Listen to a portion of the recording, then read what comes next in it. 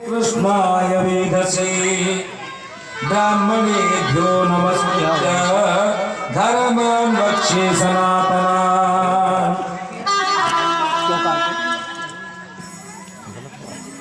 तुलसी महाराज कहने लगे, हे सोनक, अब सर्वात्मा भगवान को नमस्कार करके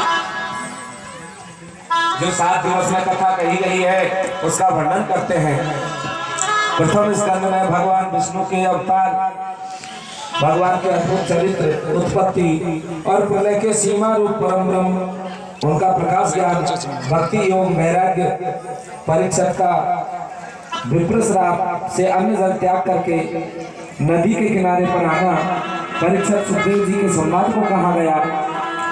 दूसरे स्कंद में योग धारण से श्रेष्ठ गति, नारद और ब्रह्मा संवाद अवतारों का वर्णन किया और विराट पुरुष भगवान की उत्पत्ति कही गई। तीसरे स्कंद में विदुर उद्धव संवाद, विदुर मैत्री संवाद, प्रलय में ईश्वर की स्थिति, विराट पुरुष के निवास रूप ब्रह्मांड की उत्पत्ति और हिरण्याक्ष का वध, 12 अवतार धारण करके भगवान के द्वारा हिरण्याक्ष को मारा गया। ये प्रथम दिन में आपको कथा सुनाई गई। सृष्टि रचना, धर्म की स्त्रियों की संतति, कर्दम और प्रजापति और कपिल देव भगवान का उपाख्यान, जिन कपिल देव भगवान ने अपनी माता देवहूति को सांख्य शास्त्र का विस्तार से वर्णन किया था, भक्ति योग का वर्णन किया था, मनुष्यों की जीवों की तामसी गति का वर्णन किया था, किस प्रकार से मनुष्य भगवान की कृपा से गर्भ में रहते हुए और गर्भ में कौल करार करते हुए कैसे बाहर आता है और किस प्रकार से बाहर आकर के मनुष्य भूल जाता है और पाप कर्म करने लगता है और अपना अंतिम समय आने पर वह फिर यमलोक को चला जाता है। ये 84 लाख योनियों में भ्रमण का जो क्रम है वो कपिल देव भगवान के द्वारा अपनी माता देवहूति को समझाया गया।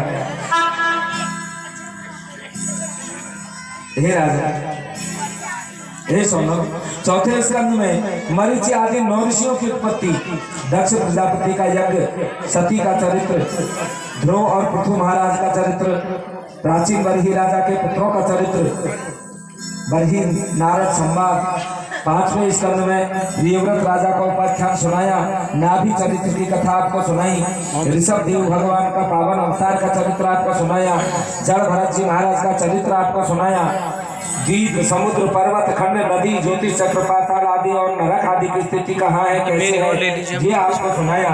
जिसमें कपिल देव भगवान ने तो यहाँ तक भी कहा था कि अत्रैव नरक सर्ग इति मात प्रवर्तते, नरक और स्वर्ग यहीं पर है, नरक की यात्राएं यहीं देखने को मिलती है।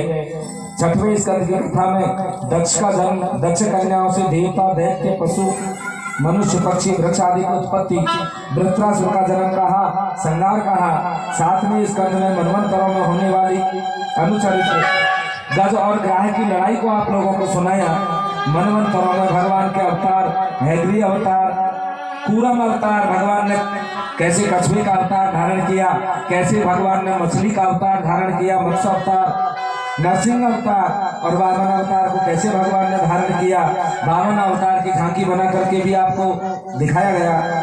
समुद्र मंथन, समुद्र में से 14 रत्नों की प्राप्ति हुई, वो कथा भी आप लोगों को सुनाई गई। और देवासुर संग्राम हुआ जिसमें देवताओं की विजय हुई, ये कथा भी आपको सुनाई गई। 9वें स्कंद में राजवंशों का वर्णन, इक्ष्वाकु जन्म और उसका वंश, सिद्धुंग चरित्र लीला उपाख्यान, सूर्यवंशी राजाओं का चरित्र, सूर्यवंश का वर्णन आप लोग आपके समक्ष किया। शशांक और मृगादि का वृत्तांत सुनाया, सुकन्या और सरियाती राजा की कथा सुनाई, कपतस्थ आदि के वृत्तांत सुनाए, खटवांग और मानधाता राजा की कथा आपको सुनाई। मानधाता के वंश में सौबरी, सागर और भगवान श्री रामचंद्र का चरित्र, रामचंद्र भगवान का अवतार लेकर के सारा जीवन पर्यंत भगवान की कथा का विस्तार आपके समक्ष किया। निमि का देह त्याग, जनक राजाओं की उत्पत्ति, परशुराम द्वारा क्षत्रियों का संहार, पुरुरवा चरित्र, नहुस राजा का, ययाति राजा का वंश वर्णन किया गया। इसे ययाति वंश में शांतनु और राजा ययाति के ज्येष्ठ पुत्र का वंश वर्णन किया गया। 10वें स्कंद में जाकर के और भगवान श्री कृष्ण और बलदेव का अवतार आपको सुनाया, भगवान की बाल लीलाएं आपको सुनाई, काली नाग का भगवान ने कैसे मर्दन किया वो आपको सुनाया, गोपियों के समक्ष भगवान ने चीर हरण की लीला खेली वो भी आप लोगों को सुनाई। गोवर्धन भगवान का पूजन भगवान ने स्वयं करवाया। अपने बाएं हाथ की छोटी उंगली पर गोवर्धन पर्वत को उठा करके गिरिराज की पूजा भगवान ने करवाई। वो कथा आप लोगों को सुनाई। रास लीला का वर्णन किया, शंख चूड़ को मारा, अधिष्ठासुर को मारा, केसी का वध किया, अक्रूर का ब्रज में जाना और भगवान को कृष्ण और बलदेव को मथुरा में लाना, गोपियों का विलाप करना, कुबलिया पीड़ा हाथी का वध, कंस का वध, अक्रूर जरासंध की पराजय, काले मन का वध और भगवान का द्वारका में जाना।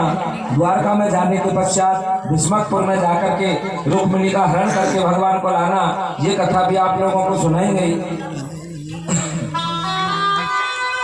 बाणासुर का बाहु छेदन, शिशुपाल का वध, पौंड्रक का वध, दत्तवक्र और विदुरथ का वध,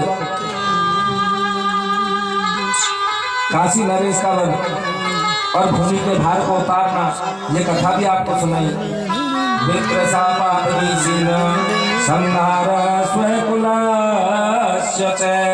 और फिर भगवान ने ब्राह्मणों के द्वारा, ऋषियों के द्वारा श्राप दिलवा करके अपने ही वंश का विनाश कैसे करवाया, ये कथा भी आपको सुनाई।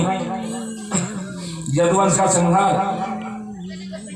और भगवान श्री कृष्ण का अपने गोलोक धाम को जाना, ये कथा भी आपको सुनाई। कलयुग के लक्षण आपको सुनाए। परीक्षित का शरीर देह का त्याग करना, वेदों का विस्तार, मार्कंडेय चरित्र बारे, सूर्यों का विवाह आदि कथा जैसे जैसे सुखदेव जी महाराज ने राजा परीक्षित को सुनाई, टूटे फूटे शब्दों में हमने आपको सुनाई। गिरते उठते बैठते, खाते पीते, छींकते, सोते, जागते, हर समय भगवान का स्मरण करते रहें। राम राम राम राम गुनगुनाते रहें। राम कहो चाहे कृष्ण कहो, दोनों का मतलब एक ही है। इस बात को अपने ध्यान में रखते हुए और जब भी आपको समय मिले, मैं ये नहीं कहता कि आप 4 घंटे बैठ करके भजन करो, आप 3 घंटे बैठ करके भजन करो, नहीं। आप यदि मन से और श्रद्धा से 15 मिनट दे पा रहे हैं तो 15 ही मिनट भजन कीजिए भगवान का, लेकिन करना है पूरी श्रद्धा के साथ। भगवान की इस कथा में आपने अजामिल उपाख्यान को सुना होगा। केवल अंतिम समय में नारायण नाम लेने से जिसका उद्धार भगवान ने कर दिया, तो आप लोगों का क्यों नहीं करेंगे, आपका और हमारा क्यों नहीं करेंगे। लेकिन भावना के साथ में भगवान आपकी किसी भी वस्तु के भूखे नहीं है, आपके किसी भी बड़े से बड़े दान के भूखे नहीं है। परमात्मा तो केवल भाव के भूखे हैं। वो तो प्रेम से प्रसन्न होने वाले हैं। कितना भी जप करो, कितना भी दान करो, कितना भी अनुष्ठान करो, लेकिन यदि भाव नहीं है तो सब बेकार है।